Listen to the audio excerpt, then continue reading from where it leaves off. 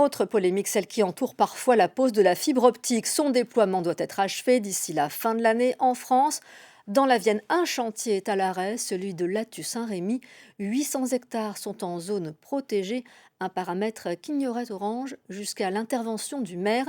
Une réunion de conciliation se tenait aujourd'hui. Hélène Drouet et Guillaume Fautra. La Gartempe et ses bocages environnants, une vallée pittoresque, classée et protégée depuis 1997. Mais le long des routes, la carte postale perd de sa superbe.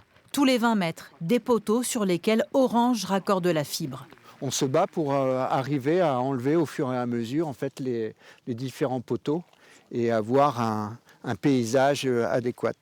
Le maire de Lathu-Saint-Rémy a donc fait suspendre le chantier d'installation de la fibre et convoqué les équipes d'Orange. Je pense que dans la logique éco-hameau, ils vont rentrer sur du souterrain. Oui. Dans cet éco-hameau, Orange a déjà installé ses boîtiers de branchement sur les poteaux existants. Rapidement, on a été alerté sur le fait que c'était pas possible de le faire sur le secteur protégé de Lathu. Et c'est à partir de là qu'on a commencé à discuter avec l'inspecteur des sites et puis la mairie pour identifier les solutions de déploiement. À court terme et dans un souci d'uniformité, Orange s'engage à remplacer les poteaux pour qu'ils soient tous en bois. Pour le maire, l'objectif à long terme est bien de les faire disparaître.